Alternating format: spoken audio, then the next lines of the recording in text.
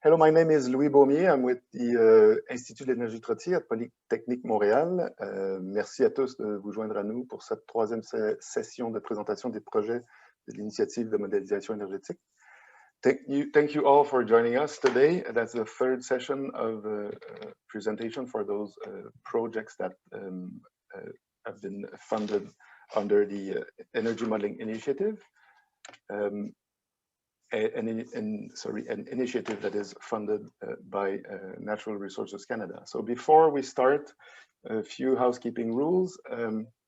Every presentation will last for at maximum 30 minutes, including a Q&A period. We will enforce that limit.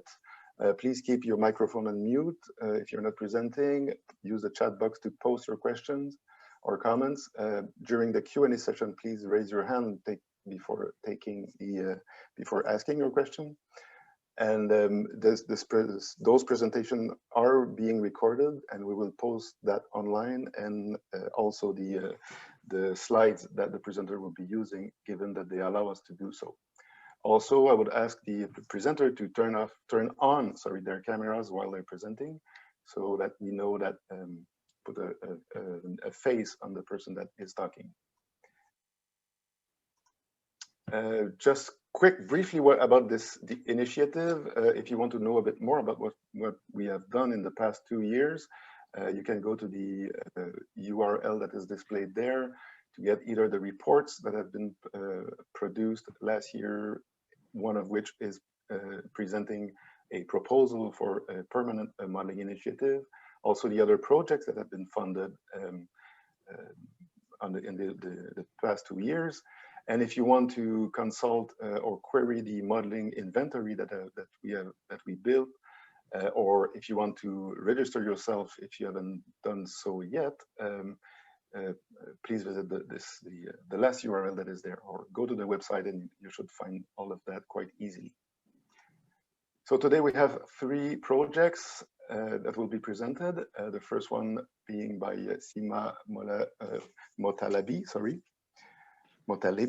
So Sima, I will give you now the control. Thank you very much. Hi, everybody. Thank you again for joining us today.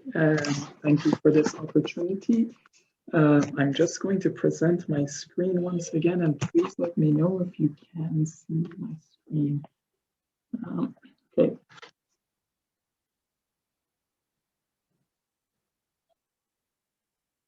One second. There we go. Oh, I'm sorry. I'm not sure if you can see my screen right now. Please let me know. That's good. Yep. Yes, it's good. Perfect. Thank you very much. So thank you again for joining. I would like to present our project today, the project that we were working on, that is the hydrogen to provide flexibility in the Canadian energy system. This was tested and completed by my team, which is the Delta E research group at the School of Sustainable Energy Engineering at SFU. So the motivations that we had for this study and this project was to capture methods of using and saving excess renewable energy production, which is something that we are I believe quite familiar with. It's the renewable energies that are solar, as an example, wind, could be we can consider hydro as well. And the unfortunate option with the renewables is that they are intermittent. They have intermittent productions, and this creates an opportunity for us to look into and investigate new options. Which one of them would be the second bulletin point here, which is the storage of that energy. So the storage of that energy, we have considered moving that energy and storing it into hydrogen gas, and this option would be through the move of power to gas, P2G conversion. In particular, we looked at the PEM option, which is not included in this presentation due to the limited time, but it was included in the report. The PEM is looking at the proton exchange membrane, and it is the most common method used right now to convert the power into hydrogen. And this is something that we have investigated in this study to see how effective cost, emission, and other criteria it will be for using gas in order to store the energy and convert it back into electricity to meet the demand. Another item that we were investigating and we looked at, and I will present, later in the presentation, will be the flexibility of hydroelectricity. And this is going to look at the options of varying the production of electricity through the hydroelectricity that is the majority of the production within our country in every region. And that's something that has produced different results that I will also go through in this presentation today. The next one that is the main option here is the emission reduction. As I'm sure the majority of us have heard in the news yesterday, the federal government has added this ruling, has made it constitutional that all provinces have to now follow the emission reduction methodology, which is having $170 per ton of emission produced by 2030. So that's the penalty that will be added because of the new ruling as well, but we have added that in this study prior to the meeting yesterday and the court ruling. Then finally, this study is going to showcase the cost optimization of the different scenarios and also the different testing that we are completing, because of course we all know that money is one of the main factors in finding new solutions, and that is something that we need to always focus on. So I'm going to start just by telling everyone about the model that we have been using. We were testing our studies with Osmosis, which is an open source modeling system, and this system has been operated using Python. We completed this again for the Energy Modeling Initiative opportunity, which was great, and we would love to share the results with everyone. Next, I would like to just highlight the path that we took through this diagram. So the options that we focused on were the fuels that are visible. I'm just going to move my mouse, sorry. And the fuels that are shown here, so that those are the fuels that we are using to produce the electricity that is required to meet the demand that is throughout the country. Then we added this option of P2G, the power to gas conversion that was mentioned earlier at the beginning of the presentation. And that is going to use all the fuels and convert the power into hydrogen. And again, that's an additional option that we have added into this study in order to see the benefits of the power to gas, the P2G option. And again, as we all know, the main purpose and reason for this is to meet every region's electricity demand and be able to provide electricity for everyone. Next, I would like to go over the regions, the Canadian electricity generation, and the inputs that we have considered. So as you can see, I have divided for this study, and we divided the regions, the country, into 4 regions, as shown in this plot.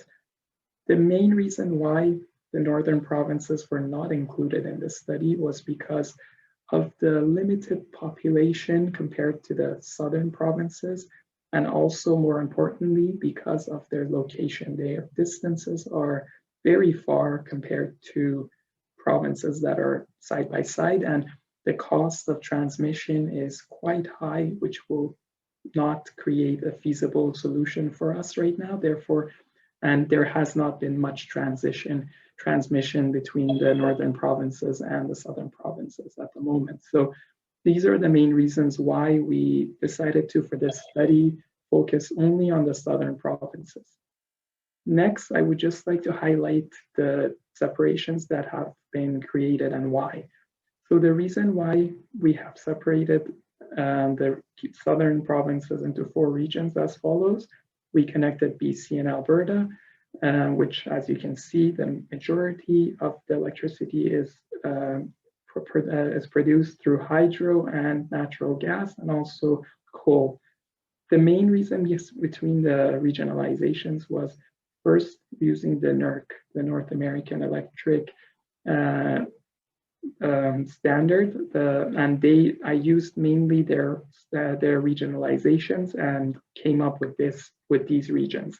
Alongside that, we did also look into the energies that were used between each region and each province, actually, in order to be able to better find the regionalizations of the provinces. Again, as you can see, the data has been collected. The results here are from the 2019 energy input, which is on the government website, and we just plotted it to provide a better view of what the current or what the past energy production was for electricity. And in the eastern region, which is the biggest one in this plot, is Quebec and the majority of the eastern islands. The Mid-East is looking at Ontario and New Brunswick, and again, the reason for their connection is because of the energies that they have mainly used, which is uranium, as you can see in the agenda here. And the middle one would be the Midwest, which is looking at Saskatchewan and Manitoba, and they have produced electricity mainly through hydro as well. Alongside that, they are using natural gas. Next, I want to showcase the time slices that we have used for this study. We separated the time into 4 sections of spring, summer, fall, and winter. And in each section, we have collected and provided the results for, not the results, but results as well, but the input data was collected for days and nights to be able to give a better representation of every time period. Okay, so next I'm going to go over the models that we have tested, and we will go through the results one by one. So the base model that we looked at, the base model used the Canadian electricity demand data that is shown in my references in my report. And that is also, we received the data from the Canadian government websites and also the utility websites in order to have a safe resource and be able to collect the correct data for each region. For the base model, we used constant emission penalty from 2022, and the constant emission penalty was $50 per ton. Next, the other criteria for the base model is that we are going with flexible hydro generation. This means that the hydro is able to produce electricity whenever the demand is required. And it is able to do it at any time slice, and it can stop as well. We'll see that in the plots next. Excuse me. Next, the first scenario that we tested after that was an increase to the emission penalties. So that's the same criteria that has been accepted in court yesterday. We are saying that the constant emission penalties here will start from 2030, but up to 2030, we will need to get to $170 per ton. So that's the first scenario that we tested. The second one was restricting the hydro production. That means that we will not make hydro generation flexible. That will mean that, as we see it later in this plots, it will be a constant production. The last one was the mixture of the constant hydro and flexible hydro generation and an increase to the emission penalties, which is the last section that we will focus on in this presentation. So I would like to move on to the base model, and we selected the Eastern region because it was showing a more interesting result. Therefore, we want to present the Eastern region in this presentation. So in the Eastern region, as you can see, we are not, this is again looking at the base model where the emissions are not increasing. Therefore, the energy sources that are used to meet the demand are not focusing on the emission penalties. Therefore, we see that gas is still being produced up to 2040 to meet the demand. We also see a small section of P2G, which is hydrogen, used to meet the demand, which is also another interesting factor, even though we are not increasing the emission penalties. But this showcases that the cost and the emissions at that specific penalty level is still producing more renewables later in the future for this specific region.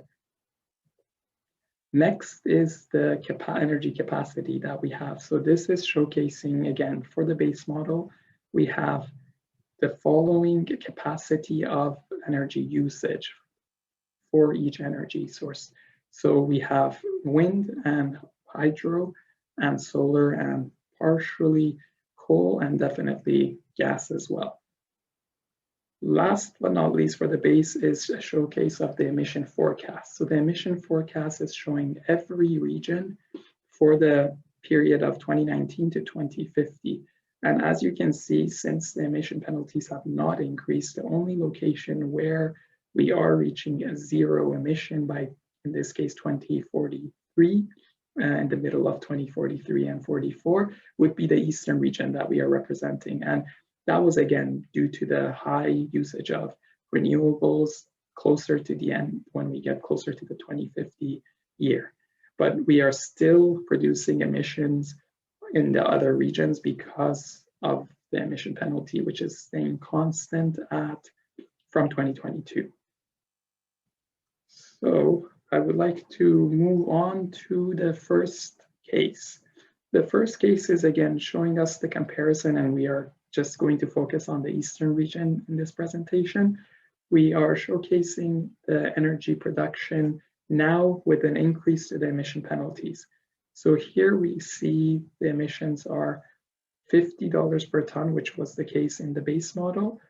But in the right-hand side, the right plot, we are seeing that the emissions are $170 per ton by 2030, and that's when it will stay constant again. Again, this shows that the move and the push towards renewables is going to start at an earlier time, which would be actually at 2030. And again, this is mainly because of the emission penalty increase, which has created and caused this shift of energy productions. And again, just a quick note, we can see that the main sources of energy are going to be wind, solar, and the flexible hydro that we can see here. And there is also a section here where we are in 2050 using P2G. So in 2050, we come up with the calculation that the use of gas storage is actually beneficial for this. Then if we see the results, which would be what we need, is the emission forecast. And increasing the emissions, which is currently shown on the right-hand side, will reach zero emissions for all regions by 2020, by 2024, which is very good results. And it has been calculated based on the emission increase. But that's definitely a great result to showcase here. Okay, next, I would like to move to the hydro restriction. So as mentioned earlier, the hydro restriction is showing that we will remove the flexibility of the hydro production. So on the left-hand side, which is the base model, we were producing electricity through hydro at each time slice as required. But on the right-hand side, we are restricting the production. Therefore, and again, keep in mind that in this scenario, we are still using $50 per ton for the emission penalties. But in this case, we see that we are moving on to other energy sources because of this, because we need to still meet the black line, which is the demand of the region. And we will look for the next best option, which in this case would be gas. Gas will be able to meet the demand. Excuse me, that was not part of the presentation. Gas will be able to meet the demand because of the cost benefits and, of course, because of its availability, which was shown earlier. However, even in this scenario, we are still seeing the usage of P2G. So In the 2050 summer night, we are still using a small section of hydrogen storage, because that is the most feasible option to meet the demand. Next is the results. So now it's the emission forecast. So in this scenario, we have just restricted hydro operation, and we have not increased the emission penalties, which again, as you can see, it results in not reaching zero emission, which is our goal by 2050. So in this case, we see that we are still producing energy emissions even in the eastern region. So that does not really help in the solution of reducing the emission factors. Moving on to the last scenario, the last one was a mixture of, again, using constant hydro. In other words, inflexible, not variable, not allowing it to produce electricity at any time slice, and also increasing the emission penalties. In this scenario, we still need to meet the demand. Therefore, we are now moving on towards emission-free energy sources, and we are using the ones that are available and are more, that have a higher capacity, which in this case, it showcases, wind, sorry about that, which showcases wind as the highest one. And we can see that that is the one that has been used to meet the demand and to be able to kind of take over the hydro production that was shown in the previous, in the base scenario here. So hydro is making up for it, but we are definitely seeing an increase in the P2G production, as you can see here, and this time slice as well. And again, this is using the excess renewable energy sources, which is in this case the solar, in order to store the hydrogen, and at the time slices where it's required, it will meet the demand by using the fuel cells in order to convert it back into electricity. And the final result, again, for this case will showcase that we are, if we follow this step as well, we will still see a zero emission result by 2043 and 44 for all regions, but some will reach it sooner than others. But again, looking at the eastern region, which was our main focus in this presentation, we are reaching zero by 2043. And again, that is to do with, going back to this plot, it's because of the gas that has been used, but it was sufficient at this specific time slice in order to meet demand and focus on cost as well, and also meet the goal of zero emissions by 2050. Last, I would like to look at the conclusion. So the conclusion that we can get based on the results here is that the carbon tax increase, the requirements for that are definitely important, because as we saw in each scenario, we do need to increase the emission penalties to $170 per ton by 2030. And excuse me again, and by 2030, and that is something that is definitely necessary for our main goal of reaching the emission goal of reaching zero emission production by 2050. So on that note, the government decision yesterday, the federal government does match with what our study is showcasing at the moment. Another option which we have proven in this study was, or we have shown in this study, was the flexibility of hydro. And it showcases that as hydro production becomes more flexible, we are able to meet this demand in a quicker way, and we are able to reduce the emissions also by providing enough electricity to reduce the emission and also meet the demand. So that's another main factor that we have concluded in this. And last but not least was the P2G's contribution to the electricity system. And its contribution, as shown in the previous plots, was that it is able to provide electricity and support the energy system at the specific times where the demand is high, and we need to provide the energy using the excess renewable energy sources. And due to the time, I would like to say thank you, and please ask me questions. Well, thank you, Sina, for that presentation. We still have like 9 minutes to ask questions. Okay, that's great. I saw 5 on my clock. That's why I was rushing it a bit. No, that's good. So Thank anyone you. that does have a question, please either raise your hand or unmute yourself and ask it. Norma, you have a question.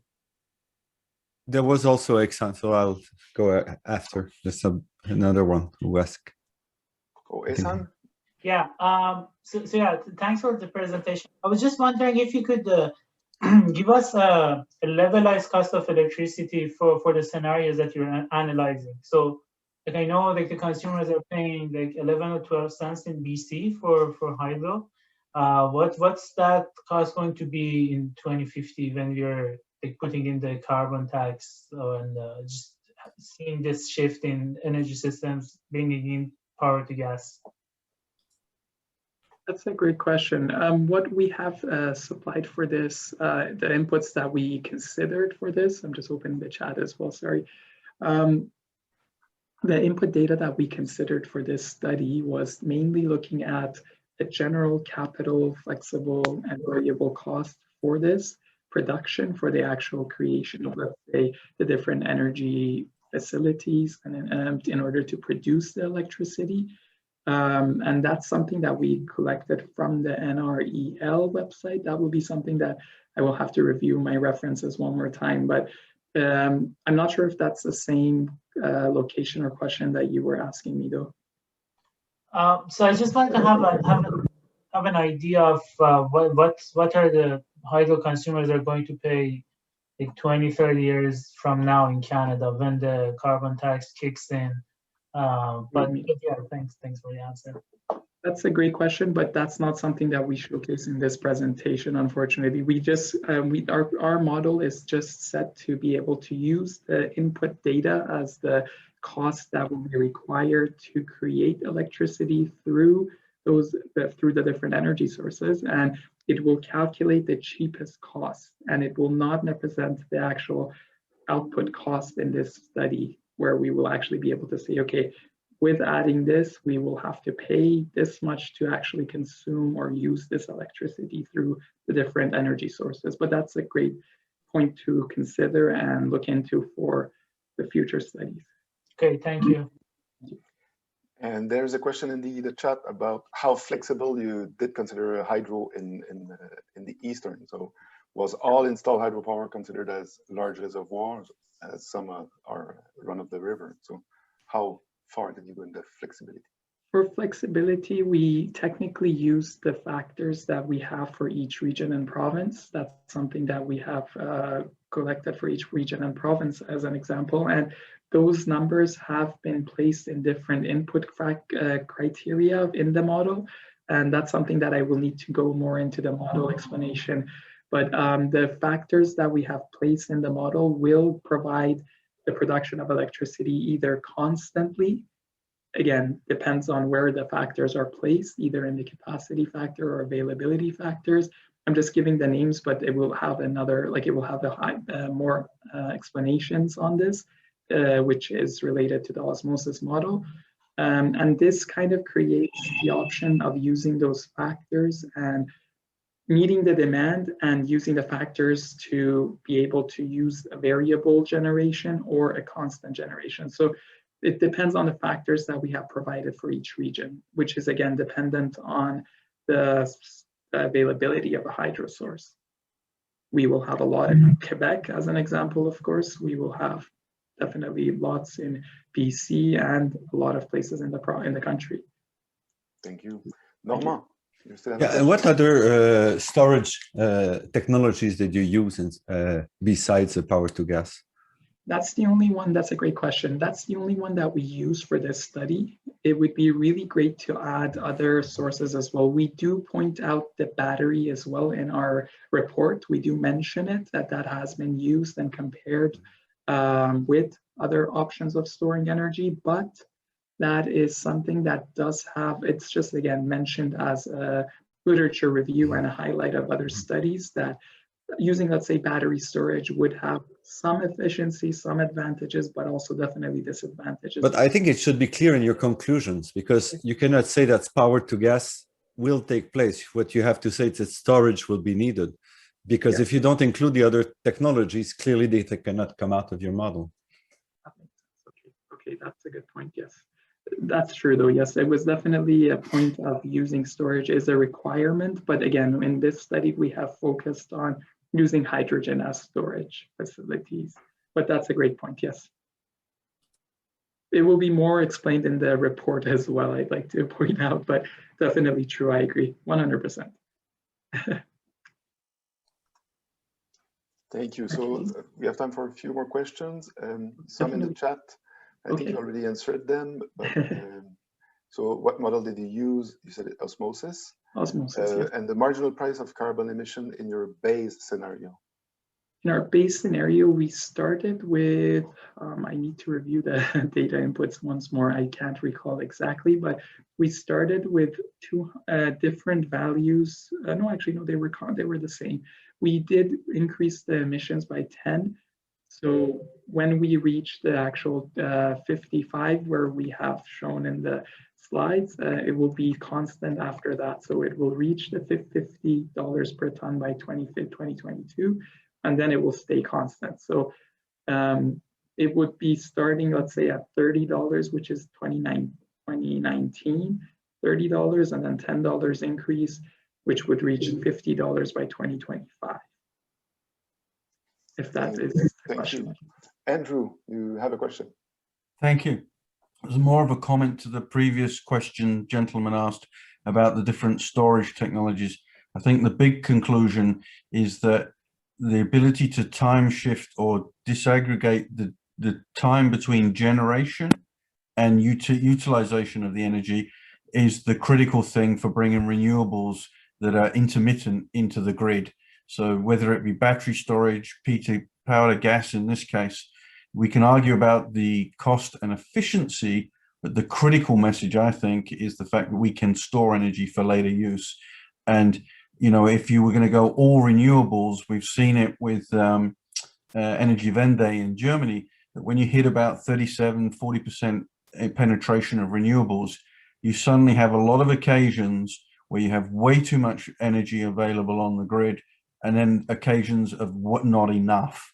And so the question is, the real question is what is the right ratio between intermittence, their probability distribution function of when and when they're not available, and the appropriate amount of storage by various technologies, such you hit a minimum cost point. So I think I'm very excited about this work because I think it leads us to a systematic way of unpacking that problem and coming forth with recommendations. So I'm going to be watching you, Sina, because I think this is interesting. Well, thank you for that comment. And I think that makes for a great conclusion for that presentation. And I will thank you again, Sina. Now it is time to switch to go to our second presentation by Mr. Wang, who will talk about the integrated energy emissions model. Jason, the audience is yours. Awesome. Hi. Can you all see me and hear me? Yes. Yes. I'll start sharing. I also have my collaborator here today, Patrick Steinman. He's also— Hi, everybody. Patrick. He's also going to be presenting. Sorry, let me check working.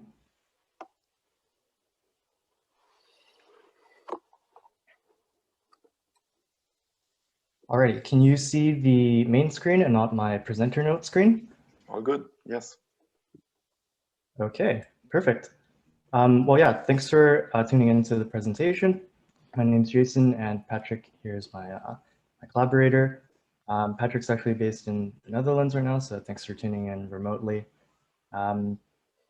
Yeah, I think our title is quite explanatory, or it maybe raises some questions about what we mean by exploring. I just realized there's a typo there too, but I'll let Patrick get us started. All right, thank you, Jason. Hi, everyone. Yeah, as mentioned, my name is Patrick. I'm going to kick off the presentation here about our EMI project called Exploring a Simulation Model of Canadian Energy Policy. So let's get right into it. Jason, next slide, please. So we were really interested in building on some previous work done in the Canadian energy modeling community, because that's kind of the point of the energy modeling initiative, right? That we build up this network of modelers working together and building on each other and iterating, and that's how you make great progress, right? We found one really cool model that you guys have. It's an open source, a well-validated model for energy policy simulation. We thought that was something really exciting, and that's a model we want to take a closer look at. A slide, please. This model is called the Energy Policy Simulator, and that's a very promising name if you're in this field. It was built by Energy Innovations in the USA, and it was adapted to the Canadian context by the Pembina Institute. And the EPS, as we call it, integrates all important dimensions of energy policy into a single model, as you can see here on the slide. These are all the things related to energy policy and how they interact. What's also really cool about this model is that it's available online. If you want to play around, please wait until after our presentation. But after that, please feel free to check out their website and play around with the model online. It's very exciting stuff. Slide, please. So one thing we noticed about the energy policy simulator model was that, at least as far as we could tell, all work that is done with this model so far has been a sort of iterative, manual, or maybe partially automated policy design, usually very like scenario-based, where you compare a base case with 2 or 3 alternative policies and see how they differ, right? And that's great stuff, and that's how a lot of our work is done nowadays. But you know, we asked ourselves, okay, what happens if we want to test the same scenario as before, or the same policy set as before, but want to tweak maybe 1 or 2 parameters a little bit, right? And how do we know that the scenarios we picked are good representations of the future, which is highly uncertain? We don't know how it's going to develop, right? So how do we know these policies and scenarios make sense? So what we thought is, okay, we're going to explore a gigantic number of plausible futures of this simulation model and see how they differ and what's going on in this model. So we decided to explore the model by running it across a wide range of combinations of scenarios, 600,000 in total, although we ran a lot more in the process, using some automated toolboxes to kind of get a better insight into the underlying dynamics going on. And in total, we studied 184 different policy levers using 2 analytical methods, one called global sensitivity analysis and one called scenario discovery. And we'll get to that in a little bit. That's very exciting stuff. And we wanted just to see like what policy relevant insights can we discover in this model. Slide, please. The way we did that was that we connected the simulation, the EPS, which is based in a modeling language called VenSim, System Dynamics. We coupled that to Python through a Python package called the EMI Workbench, which stands for Exploratory Modeling and Analysis. And then we used Google Cloud Services to run millions of simulation runs on this model, and then study the relationships between inputs and outputs of the model, just to kind of see what's going on in this model. What are the inherent constraints and dynamics that are in this model? And to give you an idea, slide please, thank you. To give you an idea of what that looks like, okay, slide please. Here's an example of how our work, which you see here in sort of gray as an ensemble of possible futures, compares to the winner of a competition that the Pembina Institute ran. It's called the Youth Policy Design Competition, right? Where hundreds of students sort of spent hours tweaking sliders on the website to find good policy combinations, right? We just thought, okay, what if we automate that process and explore all these slider combinations at once? Slide, please. And what you see is that there's a slide, please. What you see is that there's this big combination of possible futures, right? And this youth policy design winner is just one of them, right? Which you see here as a yellow line. But there's also loads of other futures, and some of them are really interesting. Like even here, you just see, well, actually, there's a whole host of possible futures in which we get paid to bring down our carbon emissions, right? Where sort of our outlays are negative. And that's really exciting. Like, what does that mean for policy if we can design policies that pay us to do good things for the environment? Like, that's really exciting. We want to know more about that. What's really hard to tell from this, though, is which input parameters cause the behavior, like which input parameters are important to create these outcomes that we're interested in. Thank you. And one method we applied for that is called global sensitivity analysis. And that's a big, scary term. but it basically just means, let's find out which model inputs, right? And by model inputs, I mean policy levers or policy options. Which model inputs actually matter, which have a big effect on the outputs of the model, and which are actually kind of unimportant. We can stop worrying about those, right? And so global sensitivity analysis tells us, actually numerically, which inputs matter and which don't. Slide, please. So here's an example of what that looks like for the energy policy simulator. So out of a whole host of possible sort of outcomes of interest of the model, we identified 8 outcomes of interest, which you see here across the top, that we thought are really interesting. These are sort of from the environmental domains, from the economic domains, social stuff in there as well, right? To get a sort of good overview of the dynamics of the model. And then we used global sensitivity analysis to identify which input parameters, which you see on the left, sort of in the vertical axis, which input parameters have the biggest effect on these outcomes of interest, right? And you see sort of by the size of the dots, or whether there's even a dot there, whether those inputs and outputs are connected. And I just want to highlight 2 interesting insights that you already get from the sensitivity analysis. Slide, please. Number 1, carbon tax on industry affects absolutely everything, right? Like there's nothing that's not touched by carbon tax, basically. It's hugely important, and it's unbelievably influential on the model behavior as a whole, right? We thought, okay, that's really interesting. Are there any maybe unexpected things, right? Because we know carbon tax is a big deal, right? But are there maybe some unexpected things we can also see? And we found this little thing here, which is that apparently subsidizing biomass actually kills people, right? Now that's a very blunt way of putting it, but what we found out, and this is something at least I was not aware of, Jason of course knew what was going on, is that biomass is actually, in terms of pollutants, it's very, very bad, and it puts out a lot of toxic pollutants, a lot more than even burning coal, for example, right? And what we saw through this model as like an unintended consequence or an unintended side effect of some policy settings is that if you subsidize biomass, even if you have a carbon tax that sort of cleans up the atmosphere to an extent, subsidizing biomass can actually have a substantial impact on the overall mortality, right? And those are just 2 examples of the kind of systemic insights that automated sensitivity analysis of a simulation model can give you, right? The real question is, though, how do these input parameters relate to policy, right? What are the effects on policy, and can we derive real policy designs from such a simulation model? And for that part, I want to hand over to my colleague, Jason. Thanks, Patrick. So I'm going to talk a little bit about our second approach called scenario discovery. So previously, I think we alluded to that the future is quite uncertain. We don't know how successful policy implementation is going to be, and there are many factors that are outside of our control. So within our set of 600,000 plausible futures, we wanted to look for patterns that might be able to tell us which policies are robust, which ones can work across these future uncertainties. If things change, either through implementation or through, like I said, externalities, we want to see which policies work well. So we took what's called the scenario discovery approach, which starts by setting a target. In our case, we picked actually 2 targets, one reaching 152 megatons per year of emissions in the year 2050, that's across Canada, which was the Pembina Model Institute's interpretation of Canada's long-term strategy submission to the UNFCCC. The second target we set was policies that are either free or only save money. So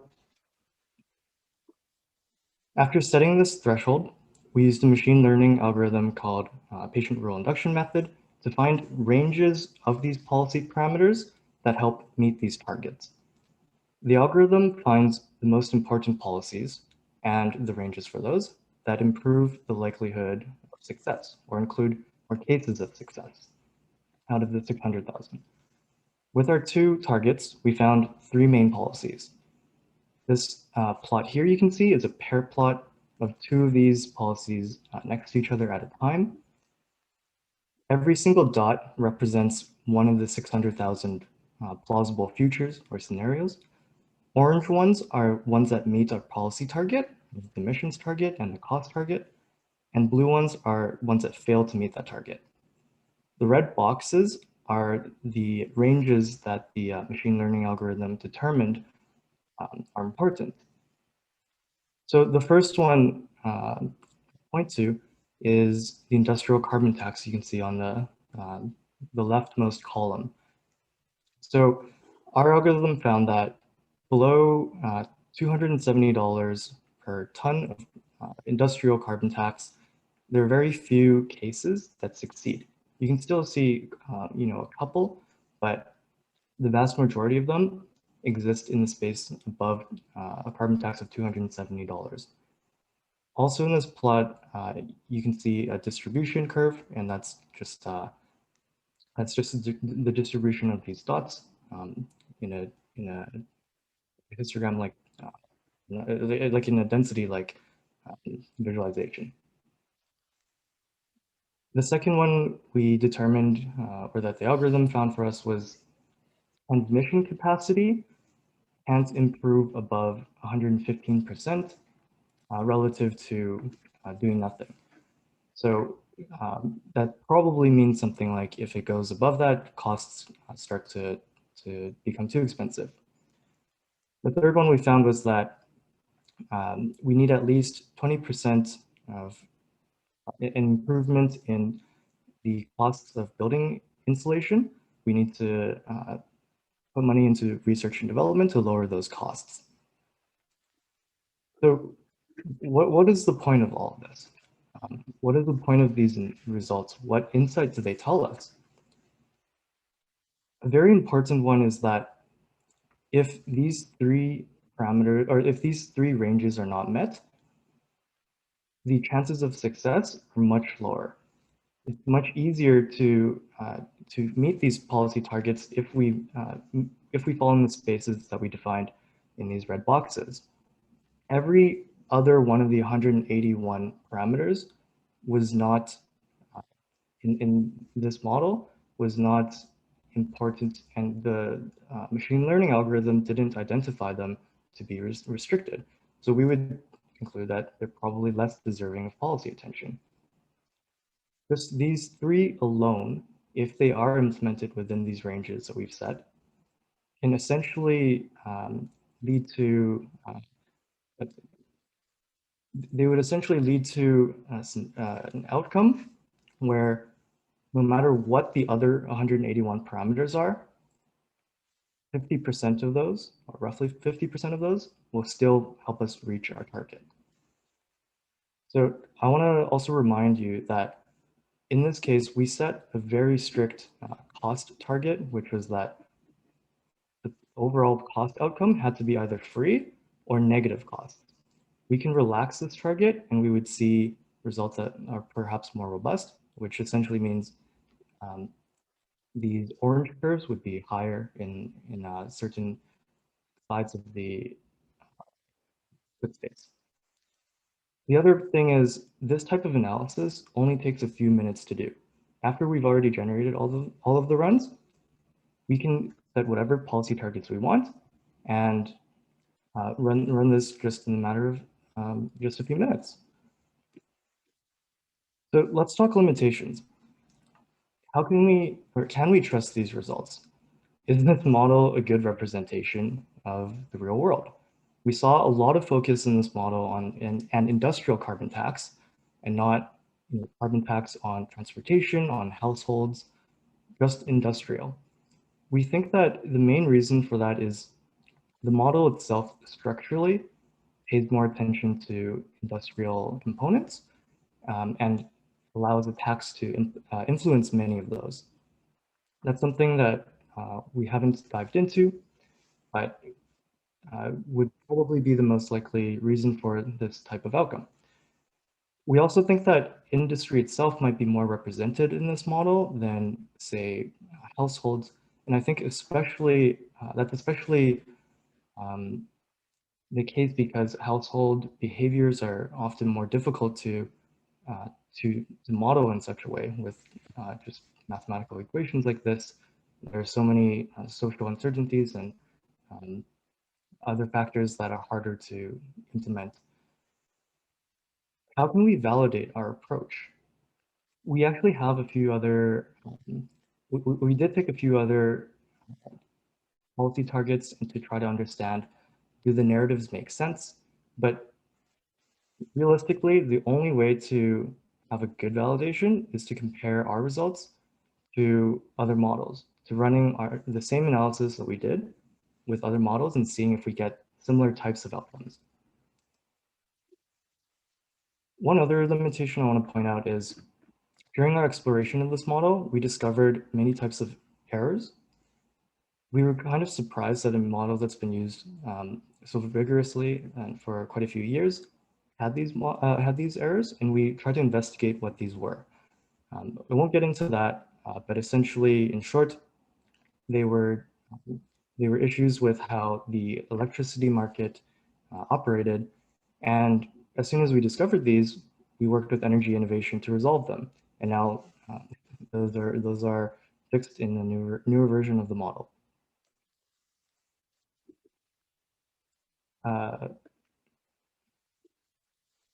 So what is the relevance of this to policy analysis overall? Well, we think that exploratory modeling adds value to policy analysis. We think that these approaches help us to find important policies that are easy to communicate and interpret. We can easily run this analysis on many types of policy targets. So in this case, we discovered mechanisms to help us reach targets. We could also look for example, policy ranges that ensure that we fail, and then we can make sure that we avoid those. This approach also removes modeler biases over how we define the scenarios, because instead of us saying, let's pick 3 scenarios to consider and compare that to a baseline, we're saying, let's look through all of them. We also found model issues, and the global sensitivity analysis approach showed us how model parameters work together. And overall, this helped us understand model behaviors and learn more about its assumptions and also the energy system, like with the biomass case. One policy limitation that I think a few keen-eyed people may have noticed is that even throughout our massive set of results, none of them could reach net zero. And in Canada right now, I think the contemporary policy question is, how do we reach net zero by 2050? So we do need to probably update the model and look at how its structures are defined and see if there are other mechanisms that can help us reach the target. So then in terms of future work, the primary one for us to consider is updating that model so that it can be relevant for meeting net zero targets. We also think that model diversity is very important. Being able to compare to other models and running our analysis on other models helps us to validate our approach and grow confidence in the outcomes of our approach. We also think that there's a lot of future work that we can do and that the community can do together. And one of these is that we'd love to apply these exploratory modeling techniques. And there are also more advanced ones too that offer other types of insights that I think would interest the community.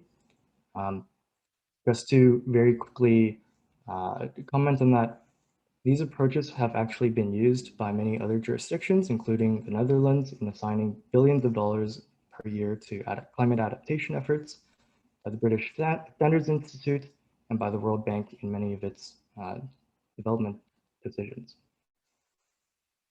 I won't touch on the last point, but I'll just conclude by saying that in our work overall, we acknowledge the inherent uncertainties of the future, and we look for patterns and behaviors within this large and complex model that help us understand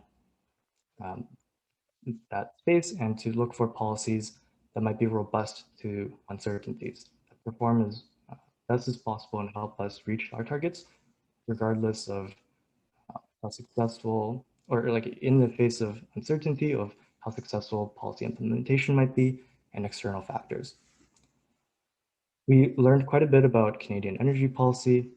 We found a few quantitative bounds that help us reach specific policy targets that include uncertainty, we think are easy to communicate, and they're also starting points for further analysis. The $270 price is quite high relative to the conversation we're having in Canada right now, but maybe some of those impacts we can alleviate in other ways, and this sort of discovery approach helps us understand those impacts better. So overall, I think we're quite excited about these approaches, and we're very happy to try to help everyone take Canadian energy policy analysis to a new level with these cutting edge techniques. Thanks for listening. I'm happy to answer any questions. Well, thank you, gentlemen. That was a very interesting presentation. Many questions that are in my head, but I would start with the one that are in the chat. One question is about biomass and lives saved, which was quite interesting.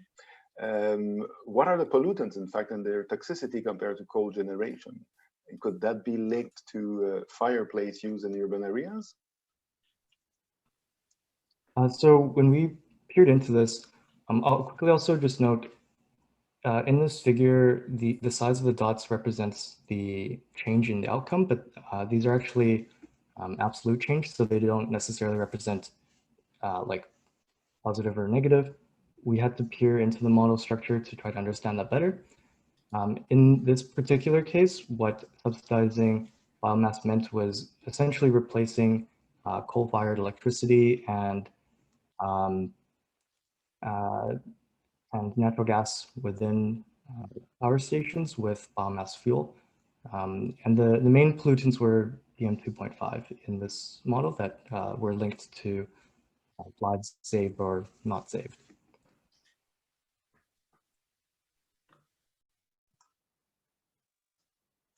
Thank you. And what about you said carbon tax below $270 will not be efficient or produce results? How do you compare that with how do you explain that compared to what we just heard in the previous presentation? Yeah, so I think that like you can still see in our cases that there are outcomes below $270 a ton. I guess including like in the bottom left here, you can see one probably in the $70 range that do meet the threshold. We're not saying like our results don't say below $270 per ton, nothing can succeed.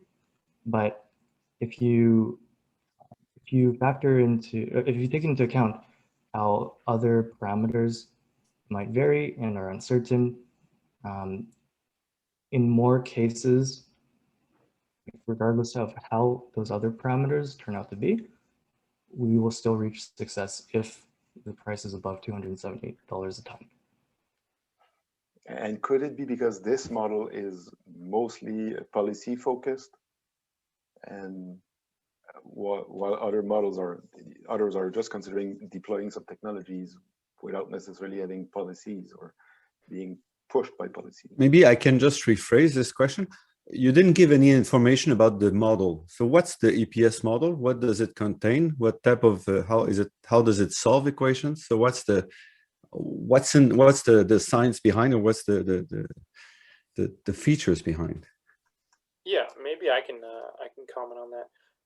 So first of all, there's a link to the EPS, the Energy Policy Simulator, in the chat here, and I urge you all. But there's very little information on this site. Well, no, I understand. Let me finish. So there's a fact there, and you can also download the entire model, right? And you can look at all the equations yourself. That's, it is open source in that sense. The EPS is based on system dynamics principles, so it's differential equations and also some sort of just algebraic equations. I can't really summarize the model right now, right? It's a very large and sort of involved model. So I would definitely urge you to take a look at it. And there's also software available on the website you can use to see the model for yourself and look at the equations as they're implemented in the model. Yeah, the other thing I'll add to that is, you know, other folks who've used the model, their outcomes, like including the youth contest winner, they did end up with packages with carbon prices below this threshold, right? Like more in the $70 to $100 range. But in our case, we try to find the most important parameters, right? And ones that help us achieve robustness. So whereas with just 3 inputs, we found these results, in other cases, like the Youth Policy Design Contest winner, they used I think 34 policies and others even more to achieve outcomes that are sort of like in the middle of the pack of our results. All right, we have time for a few more questions. First, Harris, and then Andrew. Thanks so much for the presentation, guys. We've definitely been taking a look at this and noticed a lot of the same limitations you did. This is a really great look at like automated scenario analysis on it. You mentioned future work in terms of updating the model. Is that like something you'd like to do or something you plan to do, and would love to connect with you after on that? But wondering if you could just add a little more detail there. Yeah, I mean, we'd also love to connect on it, trust me. So the Canadian Energy Policy Simulator is based on, I want to say, version 1.4 of the EPS, right? EPS progresses in sort of generations, which at this point is a bit outdated. So, right, we're talking data from 2016, 2017, and the model code sort of last completely worked on in 2017 as well, with some really minor updates until now. That's just the Canadian context, though, right? There's a U.S. American version of the EPS, which is version 3.1 or something, which is really updated, has new climate policies in it. Also looks at things like the effect of climate policy on employment and on GDP and things like that. So, you know, if someone wants to work with us to fund that research, then we'd probably be interested in seeing if we can update the Canadian EPS to version 3 as well, to actually get those new features in. Yeah, so would love to connect with you on that. Thank you. Andrew, you have a minute for a question. Thank you. In your conclusions, it hinted that insulation for homes, 20%, if I remember the data point, was a significant factor, which speaks to their minimum 20% building insulation, which to me speaks to reducing demand on the energy system.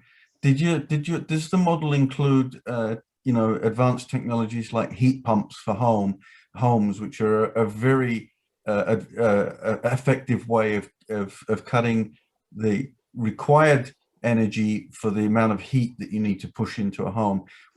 Is the model that sufficiently technologically rich that it can incorporate those kind of details? Good question. Thank you, Andrew. Don't quote me on this. I believe it's not that technologically detailed. It sort of breaks down improvements to buildings into 6 categories, being like envelope, lighting, appliances, heating, etc. Right? I don't think it goes down to that sort of granularity of a heat pump, but yeah. And Andrew, just noting, we've investigated this a little bit, and there are some pretty significant limitations on the technology side here. But it's a very cool tool, and you guys have done some great work. But just noting, yeah, there are some pretty serious limitations getting to on technology, and that's a large part of why it doesn't get to net zero. Yeah, I think that's great. No, it's just, for me, I find heat pumps are a very exciting tool in the toolkit, because for every unit of electricity that you pay for, you can push 3 to 4 units of heat into a building, because you're paying for the transfer of energy, not the creation of it. And it's for me, it's an important observation that is not very prevalent in public discussions. Yeah, so I want to add one quick thing to that. I think you brought up a good point too, though, Andrew, in saying that like drawing a parallel between the connection between heat pumps and demand. This model, because we've explored it, we've sort of understood the behaviors, right? So in this case, the main factor here is building insulation, and maybe it does need to be actual insulation to reduce demand and energy use, but maybe that means other mechanisms can help us meet the same target too, right?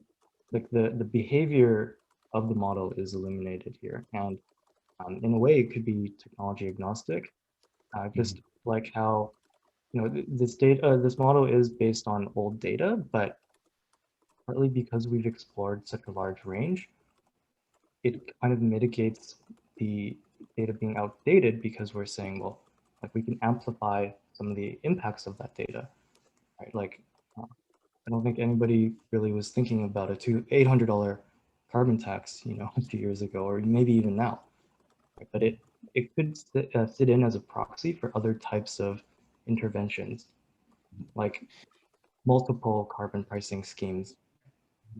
Yeah, no, I don't think you should be too worried about the fact that the input data is a little stale, because it's the relationships between changes that are important. And sure, you can twiddle the numbers and you can fix that up pretty quickly if you wanted to. But I think it's quite revealing many of the things you've touched on here. So thank you. Yes, thank you all, gentlemen. Very nice presentation. And I would say that the thing I will remember from that is that piling up regulations is not the solution, right? Just piling up will not necessarily bring us to closer to the solution. You have to find the right combination. Thank you very much. Next and final presentation for today. That one is from people from Natural Resources Canada and the Canadian Energy Regulator. I would like to also say that this project was submitted on a voluntary basis, as they were not eligible for funding since being part of the government, and we thank them very much for submitting that project. And with that, I think it's Véronique that will be the one leading the presentation. Is that correct? Yes, let me just here you go, Véronique. Share my screen.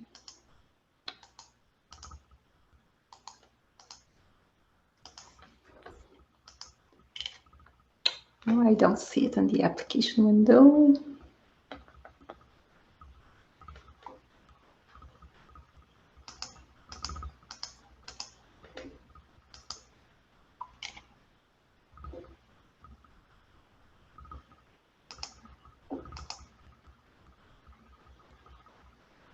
Do you see it?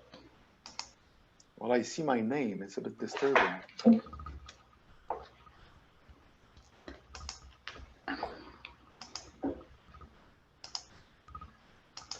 Ah, okay. Oh, I have it. Yeah, that's good. That's good. Okay.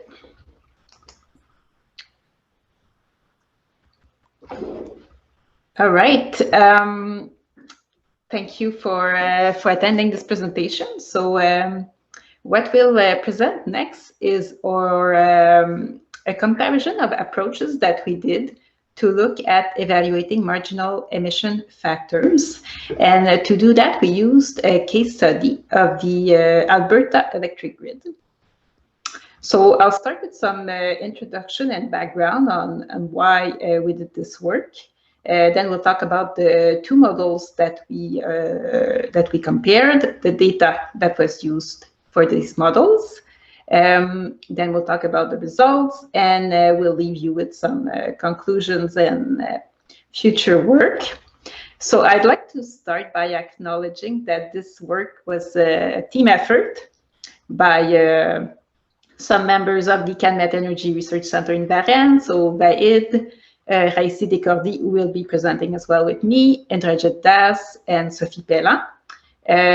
Colleagues from the Canadian Energy Regulator, Matthew Henson and Mentaj Undal, who will also be presenting. Veronique, and sorry to interrupt. You are sharing you are not sharing the presentation mode. We are seeing your basic PowerPoint. Okay, stop sharing.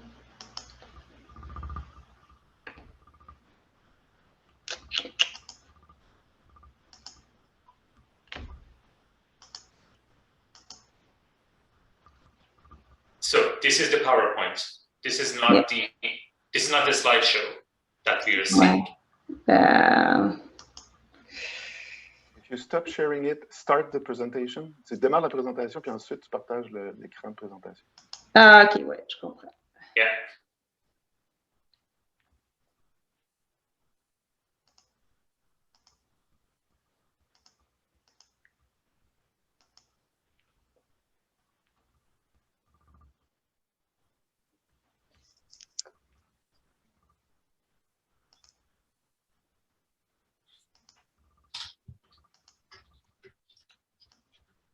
Yeah, I don't know if it's gonna work. Non, on voit encore ta présentation. On voit encore le.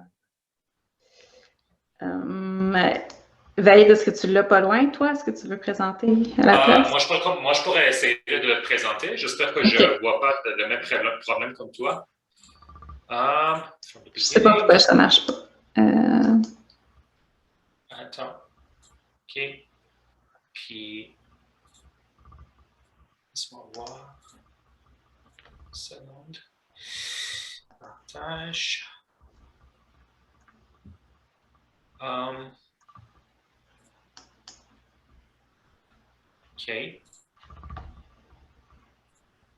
Est-ce que vous le voyez? Oui, oui, c'est bon. Par contre, on voit un petit bout de notre écran là, sur la gauche. Voilà, c'est bon. Voilà, prise 2, allez-y. OK, parfait. Est-ce que tu veux avancer? Can you move forward a little bit, Fayed? Yes. So, and I was going to say that our last colleague in this presentation, in this work, was Farid Ben Seba from NRC. So the objective of the work that we did was really to compare different approaches to estimate hourly marginal emission factors. We wanted to look at two different models. So a multilinear regression model developed in-house at the Calumet Energy Research Center, and a model developed by the Canadian Energy Regulator for their Canada's Energy Future report.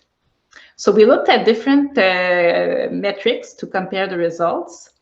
One of them was the fraction of time that different generator types are marginal on an annual basis. And the reason we looked at that is because there was actually real data provided by the Alberta Electricity System Operator, the AESO, on that. We also compared the fraction of total generation provided by different generator types, because that was also data available by the AESO. And finally, well, we looked at our original goal, which was to look at marginal emission factors and average emission factors by month and hour of the day for a full year. Next slide, please. So a little bit of definitions before we start. So you'll hear us a lot talking about marginal emission factors. So what is that? It's the change in emissions as a result of a megawatt hour increment in demand. And if we refer to electricity marginal emission factors, well, it's the change in emissions related to electricity generation as a result of a megawatt hour increase in demand. And these are can be useful for quantifying the impact of different programs like electric vehicle deployment and demand response programs. There's the concept also of marginal generator that will be discussed. So a marginal generator, it's the generator that supplies that next megawatt hour increment in demand. And finally, we'll talk about average emission factors, which is the one we probably are the most familiar with, which is the total emissions divided by the total electricity demand. So it has nothing to do with an increment in demand. It's the average. Next slide, please. So why did we do this work? Well, marginal emission factors are often provided simply as annual averages, which is fine for certain things, but to look better at the impact of specific initiatives, sometimes we need more granularity. We need hourly marginal emission factors. And there were few attempts to compare different approaches, but they were not that obvious. And also, models are often proprietary, not available, and it's also very difficult to find actually data to come up with these things. So why did we decide on Alberta for a case study? One of the reasons was the availability of data. So the AESO provides a lot of data, like the hourly electrical generation by unit, which is used for our study. It's also an interesting grid in the sense that it has a diversity in terms of generation units. We have renewables, coal, natural gas, which makes us think that the average emission factors could be different than the marginal ones. And there's also a fairly small share of electricity generation from interties. So this is interesting in a sense that it can be neglected and potentially not have a big impact on the results. So on next slide, please. Okay. And on that, I'll let Syed continue with the description of the multilinear regression model. Okay, so good afternoon, everybody. I will start talking about the multiple linear regression, or MLR model. The MLR model uses multiple linear regression to predict change in emissions from 1 hour to the next, based on the change observed in total generation from 1 hour to the next, and also the total generation level. It also predicts the fraction of time that different generators types are marginal for a given hour from this using the same variables. So if we look at the equation on the screen, basically we see the E, which represents the greenhouse gas emissions. Delta E is the change in the emissions, and also G is the amount of generation. And the index K, as we see, basically represents the different types of generation that we have. It can be coal, gas, hydro, wind, solar, etc. The data, before passing the data through the regression models and training the models, the data is filtered to exclude non-marginal generators. What are non-marginal generators? That is going to be in the next slide. So before going to the to define marginal and non-marginal, the hourly output of all generators in Alberta is available on an AESO website, as well as the hourly imports from all the interties. So this is our main source of input data. And a generator is defined as marginal for a given hour only if it is either coal, gas, or hydro generator. Why this decision was made? Because we looked at the technology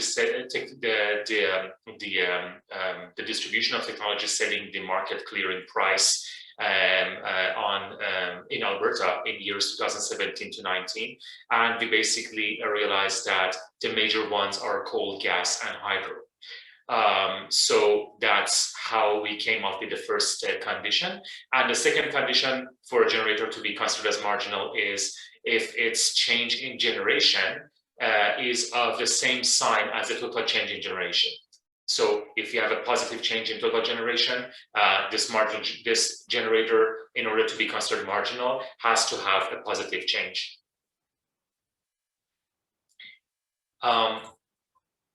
Also, in order to calculate the emissions, the emissions associated with the generators, we used the emission factor based on output to capacity ratio curves for coal and gas. And the assumptions that we take generally into account were coal and gas generators have quadratic heat rate curves and emit only when they are generating, as you see in the graph.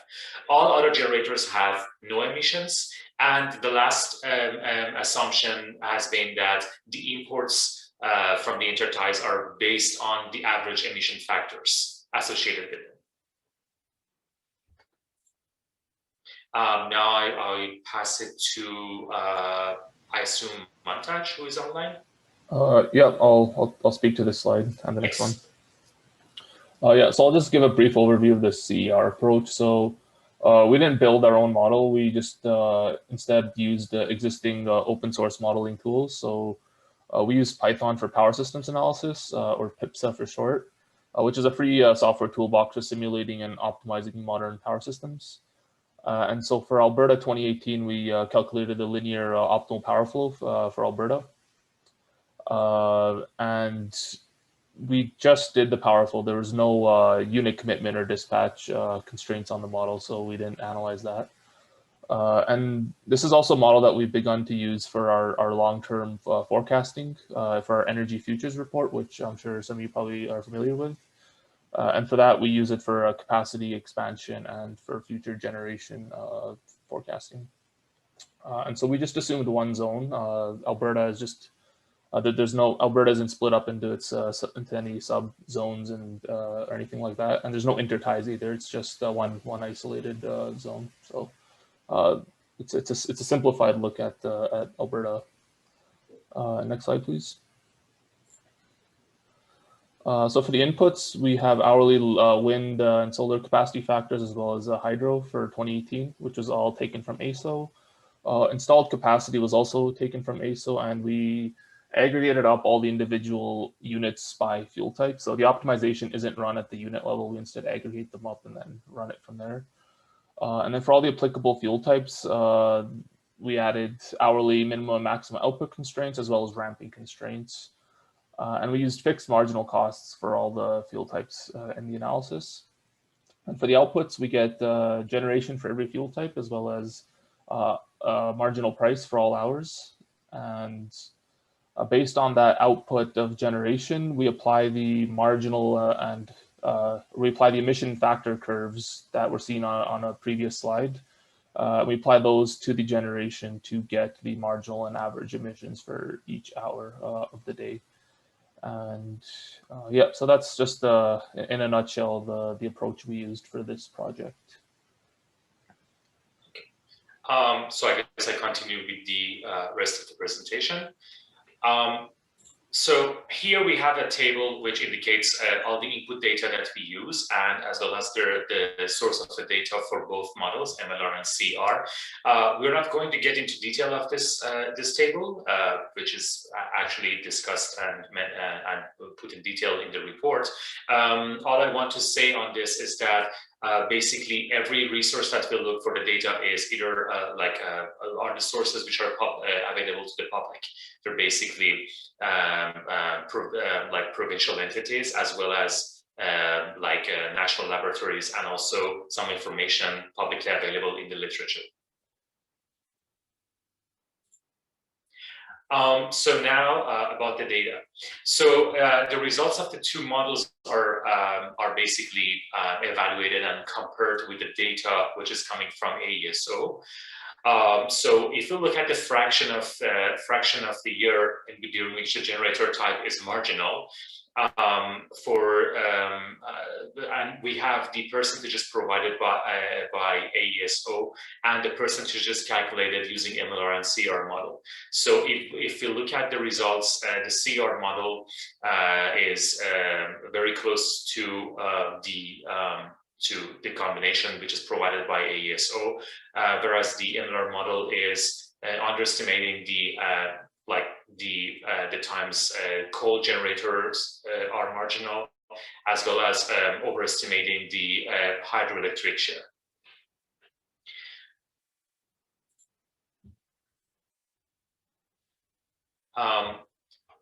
Also regarding the fraction of total annual generation by each type of generator, we only have the CR model results to compare with AESO, as the generation data from AESO is actually an input to the MLR model in order to calculate the marginal emission factors.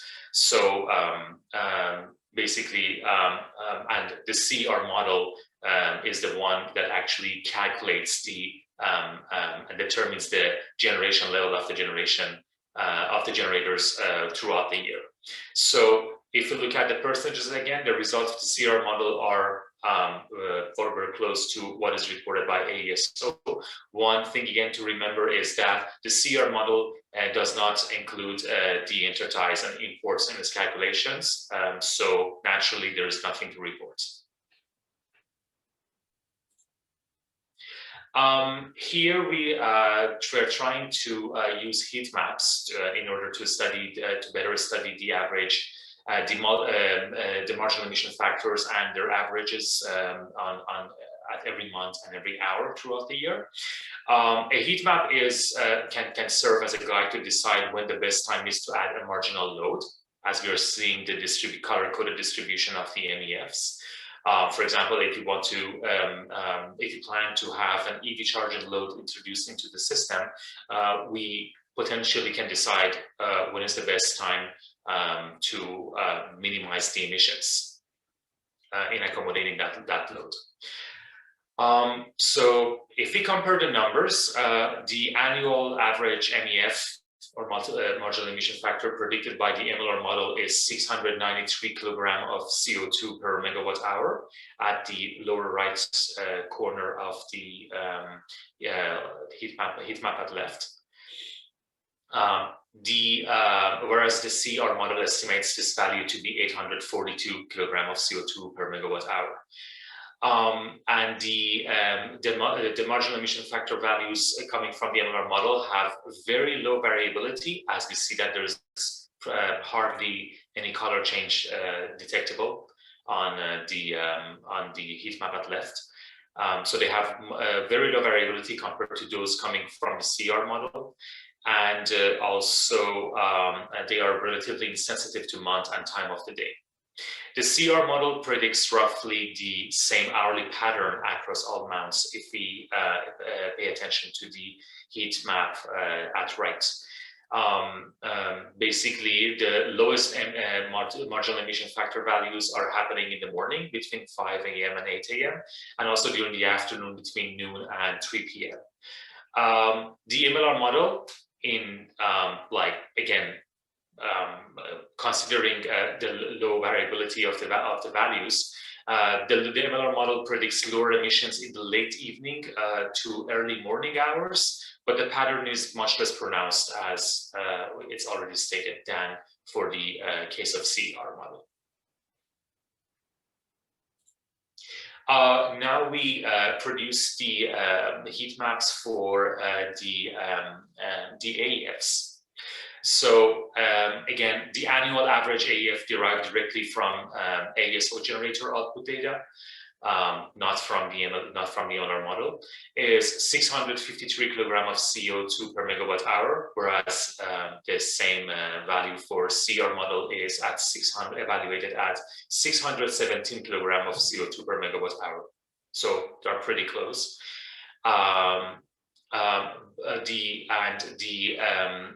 The AEF values, whether coming from CR model or derived from ASO data, show comparable variability, as it can be seen rapidly by the level of change in the color.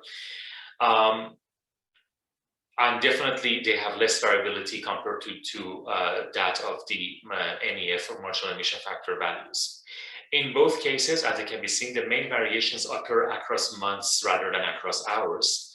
And the lowest AEFs are happening during the early summer, May and June, and the highest ones are observed during the shoulder months, March and September.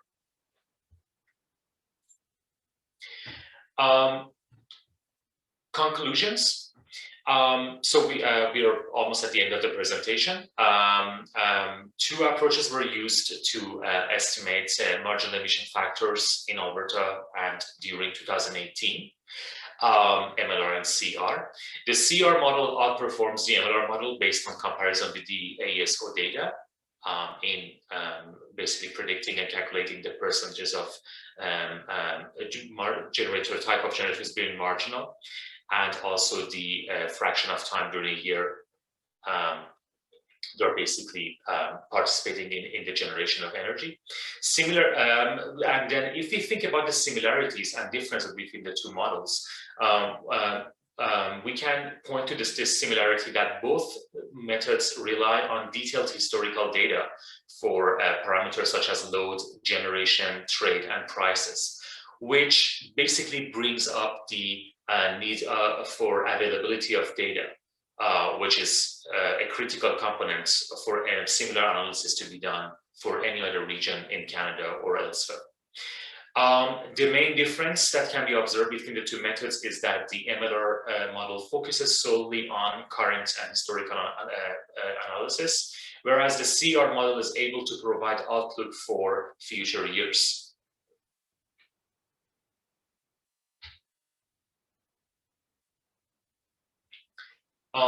So based on the conclusions and the results which were presented, we can talk about the future works that we have in mind.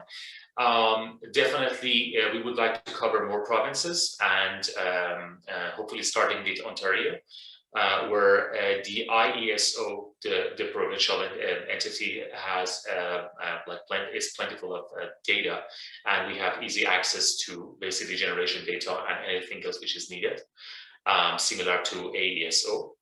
And also, we would like to investigate other models and approaches, including open source unit commitment and dispatch UCMD models. What we have immediately in mind is the silver model, which is developed by University of Victoria, and also the E3 Renewable Energy Solutions, aka Resolve models. The reason that we are actually interested in the UCND models is that these type of models are critical in planning stage to ensure feasibility of the operations, given changes in load characteristics and also the increased adoption of variable renewables, which is happening in more or less with the same speed in every province in the Canadian context. This is the end of the presentation, and I guess we're ready for questions. Thank you, Véronique. Thank you, Vahid. And also thank you to Montage. Any questions on that presentation? Richard. Yeah, Richard, make you one. Hi there, thanks for taking my question. I thought this was an extremely interesting presentation. I hope I didn't miss this, but as I scanned through, it appears that what was considered for the emissions was an existing fleet of generators. Is there consideration given to what a marginal increase in demand would cause for new builds and how the emissions of those new builds would be taken into account?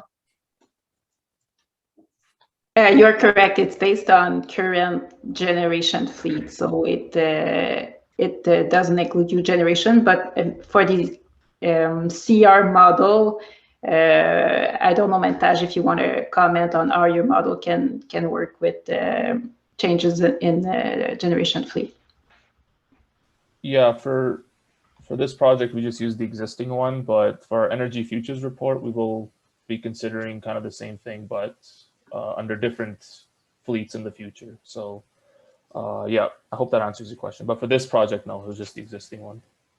It does. Thank you very much. And I have a second question, if I would be allowed to in a row. Yes, please go. My second question is, I've given a small amount of thought to how marginal emissions factors could be responsive in the hourly timescale as opposed to these longer multi-year timescales. I think it's especially important as things like battery storage come online, and we want to evaluate the emissions reductions with how they're actually operating or operated instead of what they might do.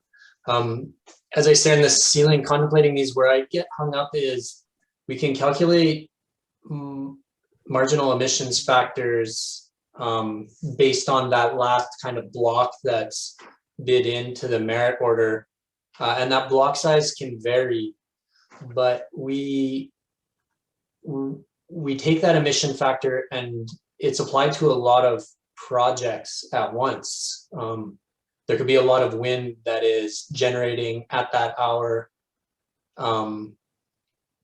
or other kind of projects that are being granted credits based on the marginal emission factor. So the part of the circle I can't square is what happens when the amount of generation, say, that's grabbing credits is greater than that marginal block in that hour. Do you know what I mean? Because, like, let's just say there's 1,500 megawatts of wind blowing and they're all crediting at an emissions factor, and we're looking at that hour, what they've displaced. But what if the marginal block of generation is smaller than that 1,500 megawatts of wind, but we've only considered the marginal block? Is there a method to address that? I'm not sure if I followed you, but I would maybe direct a question to Sophia. Sophia, are you there? Yeah, I was actually going to think that Mantaj might be a better person to answer, but my thinking is, like, at least in the MLR model, it's kind of implicit that it's going to be a small change. But if you have a model like the CR model, you could just run the two scenarios and compare the emissions in the two scenarios. It's you wouldn't go through the marginal emission factor. Yeah, I mean, I think I'm understanding your question, but no, we haven't really considered that, like what the size of the marginal blocks would be. That wasn't really considered, but it's definitely important, I think, for the future, and definitely a valid point to analyze. But at this point, no, I haven't really given any serious thought to it, but I hopefully will in the future. Excellent. Thanks again so much for your presentation. You spoke of a report. I can find this. Can I find this report somewhere? The report will be posted online on the EMI website. So I can send you the link after the presentation. Excellent. Thanks so much again. Wonderful presentation. Thank you, Normand, and after that, Madeleine. With the two results, the results you presented, the two models, I mean, are they really significantly different in what they're proposing? I mean, the projecting or the results, I mean, it didn't look to me like they were so different. I understand there are behind the scene fundamental differences that might make one model better than the other, but in what you presented, it was not so obvious that there were significant difference between the two, or am I missing something, which is likely. But well, they are quite different in several ways. For example, just the way the CR models also deals with renewables. Mantaj, I don't know if you want to say a few words. You probably describe it better than I do. Oh yeah. So I mean, yeah, so I mean, the way the renewables are incorporated is just it's essentially exogenous. You just take what the actual generation is for a given, or the actual based on the weather for a given year, and you just kind of input it that way. So and I don't know how the MLR model, I think, totally differently incorporates it. So I mean, that was probably a big difference there. Yeah, I think also if you look at the patterns that were shown for marginal emission factors by hour of the day and by month, you could see that, one had much more variability than the other one. And actually, like in terms of saying, what's the optimal time, let's say, to charge your electric vehicle, they gave different answers. The fraction of different generator types that are marginal were also quite different. So for us, like the differences were pretty significant, but they weren't saying something completely different in terms of which generators are marginal, which is a good thing. Thanks. Thank you, Madeleine. So just a quick clarifying question. The CER model, you guys were running the optimal power flow, but not the unit commitment. Is that right? Yeah, there's no unit commitment. No day ahead unit commitment. Okay, yeah. So that would just coming back to the differences. We can take this conversation offline, but just coming back to the differences and the constraints, especially the difference between coal and natural gas. not having a day ahead unit commitment, which is then fixed in the real time, will have a big impact on which generator is marginal or not, right? When it comes to resolving, especially as you get to those high penetrations of renewables and the uncertainty in real-time generation compared to what you thought they were going to deliver yesterday. If you've already committed, you know, inflexible generators like coal or nuclear or sometimes even hydro in your day ahead that you can't then change in your real time, then that's going to impact your marginal generator. And depending on whether, well, the load is also uncertain, but more and more as we get to higher and higher penetrations of renewables, it's that the renewables that is really going to change, make a big difference between what you thought was going to happen in the day ahead and therefore what you committed in the day ahead versus what actually happens in the real time. And so then it could go either way in terms of you could end up with a coal asset that otherwise wouldn't have been your marginal generator, but then becomes your marginal generator because you're not dispatching, let's say, your more flexible gas in the real time. So anyway, just something that none of the two models were unit commitment and and dispatch. Yeah, definitely. The constraints you use are probably overly simplified for this. So definitely in the future I'll consider that. But yeah, for this one we didn't, and that probably was an oversimplification. And just something that would definitely like as far as looking at those differences with silver as well. Definitely that would be a big difference with silver because silver would be committing those assets in the day ahead and then sticking to that schedule to some extent, right? To the extent that you have to. So let's meet again next year and have a presentation where they're going to be using silver, correct, Madeleine? You're going to give them Nice. Yes, if we can sort it out. We'll be working on it. Now we've got 12 months to work on it. Yeah, so that concludes that half an hour last presentation. Thank you very much, everyone.